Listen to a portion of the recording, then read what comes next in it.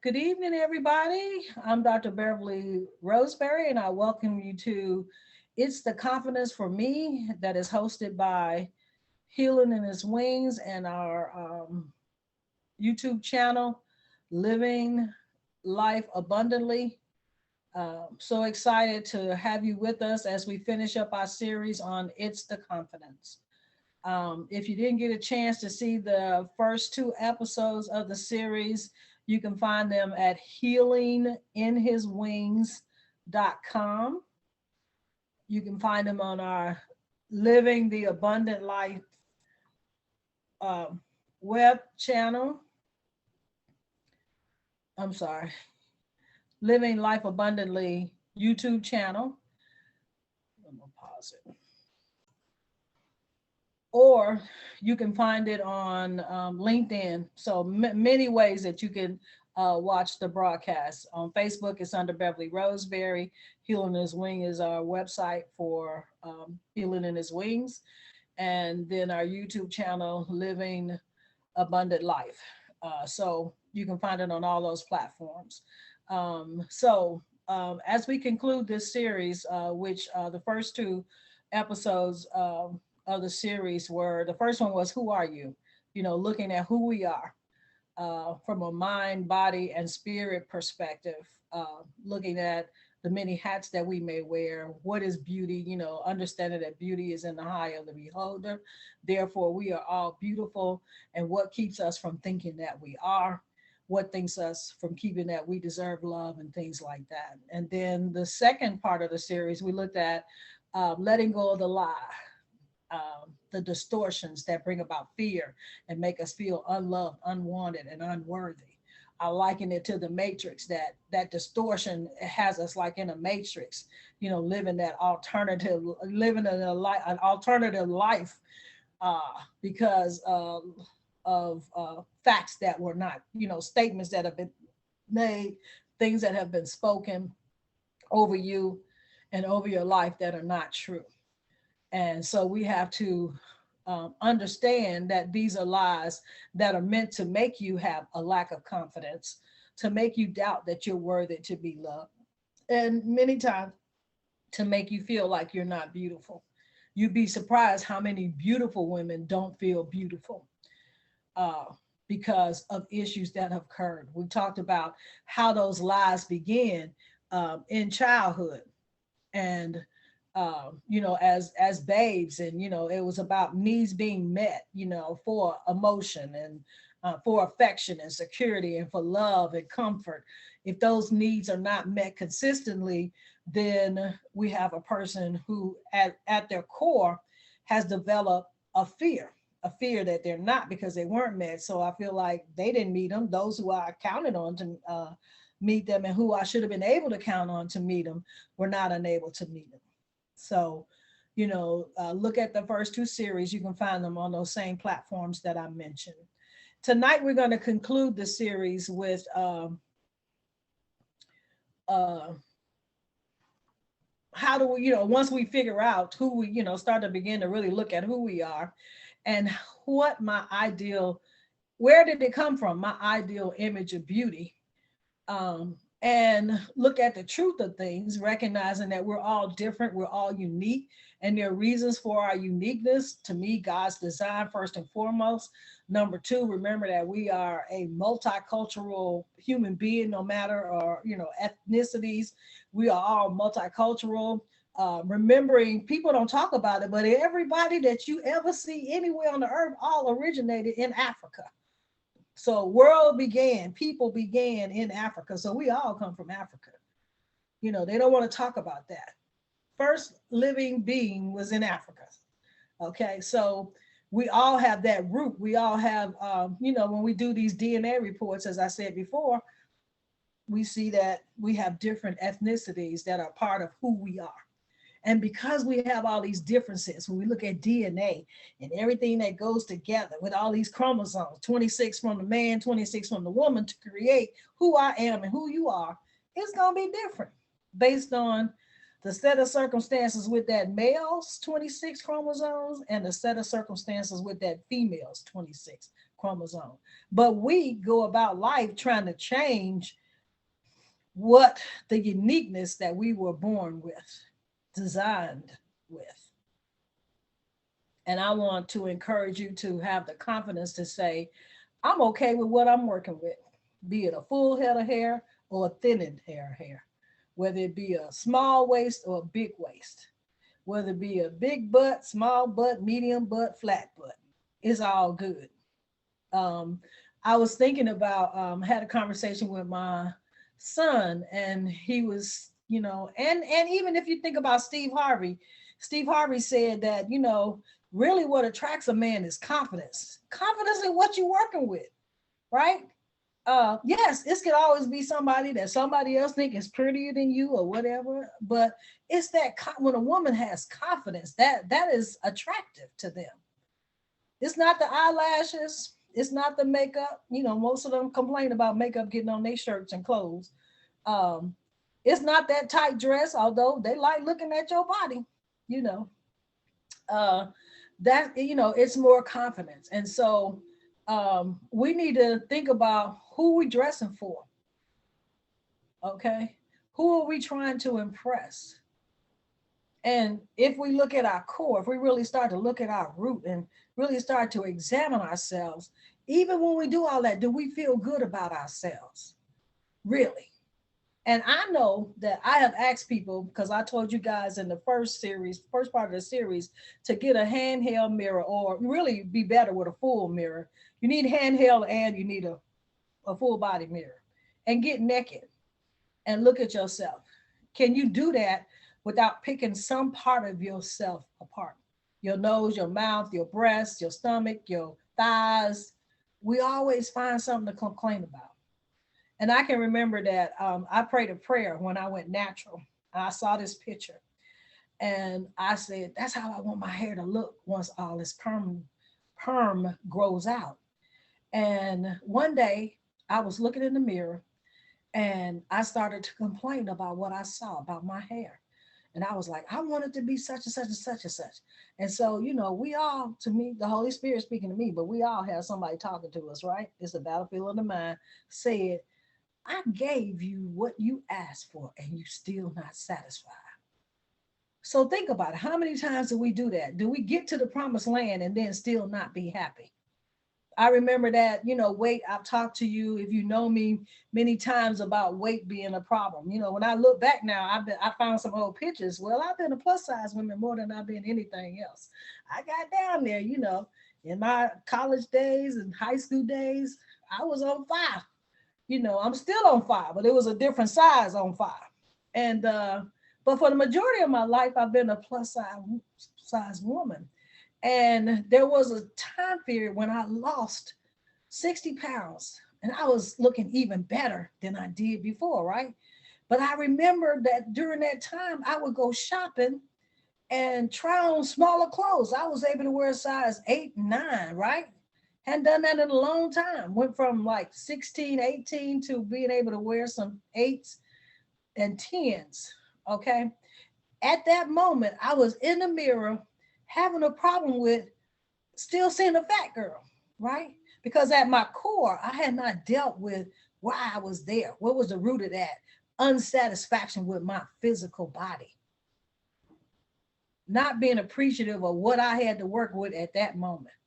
Knowing that it could change, wanting it to change, but just having an appreciation for me as I was at that moment. When did I realize it? When I had gained the weight back. So I had found a picture then and a picture now. And I was saying to myself, wow, I was in the promised land and I didn't even know it. And we do that in relationship as well. Find somebody who really is treating us good, but no, it must be something wrong with them. So we're going to go to the one who doesn't treat us as good.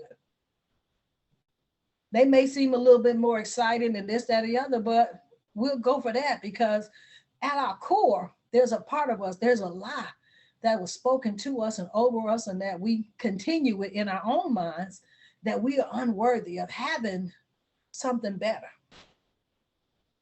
So, we have to recognize who we are, Take full stop. Begin to appreciate that we are beautiful because beauty is in the eye of the beholder.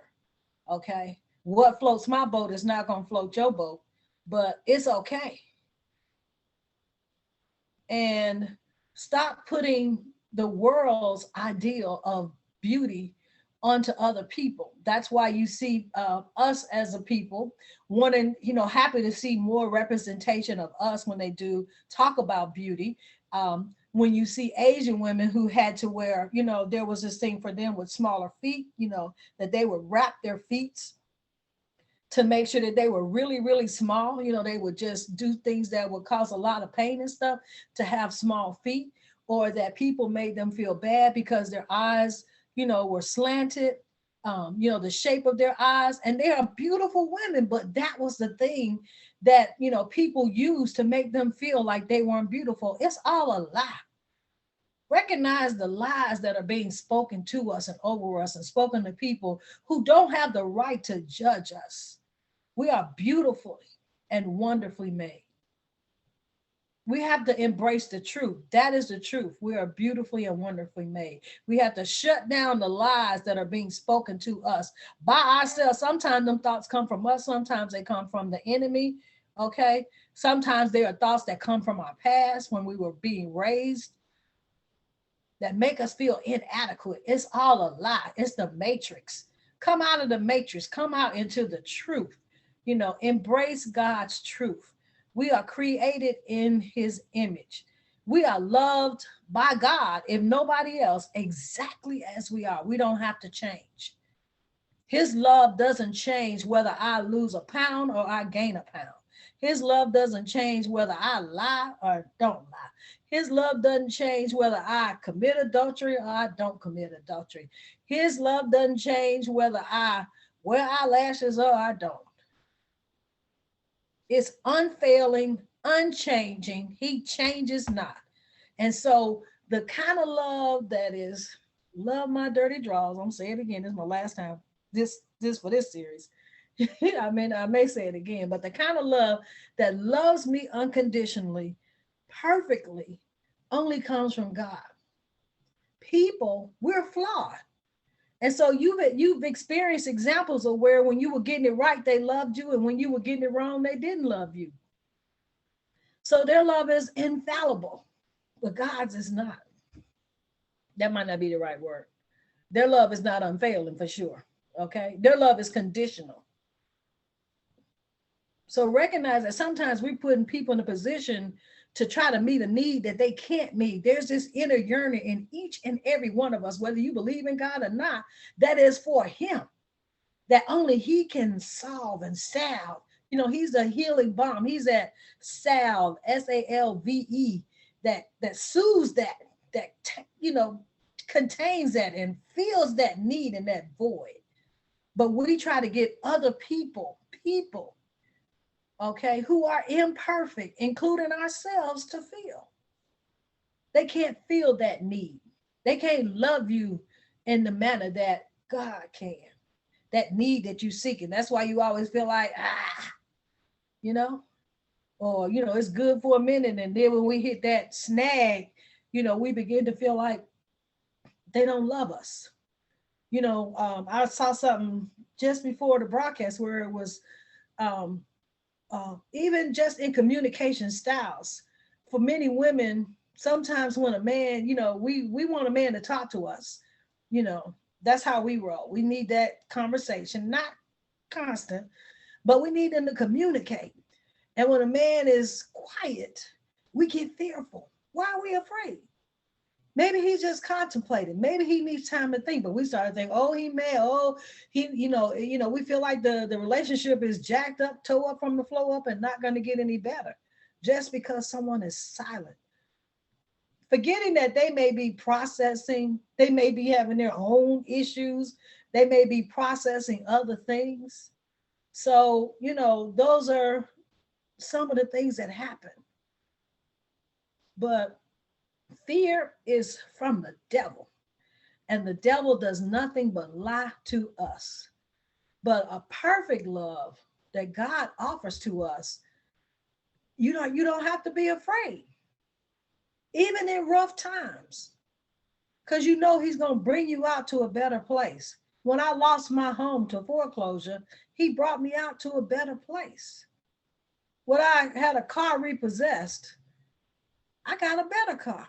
And today I drive the car that I desired. Not that I needed, but that I desired.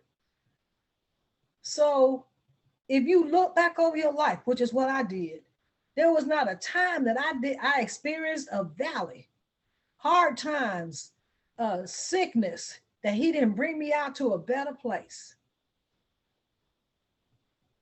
And he does it for all of us. But sometimes we can't see it because we have a distorted view of what's really going on. So in order to get rid of that discussion, we got to start embracing the truth. And the truth is, if you don't do nothing right, you are loved. The truth is, no matter what you do to yourself as you leave this place tonight or leave home tomorrow, you are still beautiful. And you can have confidence in yourself. And you can have a better understanding of what's important to you.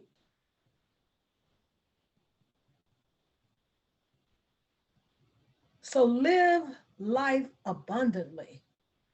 Life in the Spirit, find my book on the website, is about understanding the truth. You're coming out from under the distortions. And they come from all different places. Not relying on someone else's idea of beauty. Trying to make it that, because they said this is beauty, this is what it is. Because, there was a time when having a large derriere was a problem in America. And now everybody want one. There was a time when having the type of hair that we have that curls up was a problem, and now people like it. So people are fickle, here today, gone tomorrow, like today, don't like tomorrow. But when we put our value, our worth, our confidence in that, then that's when we run into problems. So take the time to figure out who you are. To let go of the lies, be it from the past or the recent past, or from just negative thoughts. If it was from past experiences, people that you love being disappointed. Okay, we all been there. You're not the only one. Everybody in this world has been disappointed by somebody. Okay, but God never fails. And when you think he has, you need to really take a look at it. Because many times I missed the blessing of God in a situation, how he carried me through a situation until I got on the other side of it. So live an abundant life. Be able to say that it's the confidence for you, that you are confident, that you are beautifully, wonderfully made inside and out. Until we meet again, life in the Spirit is yours.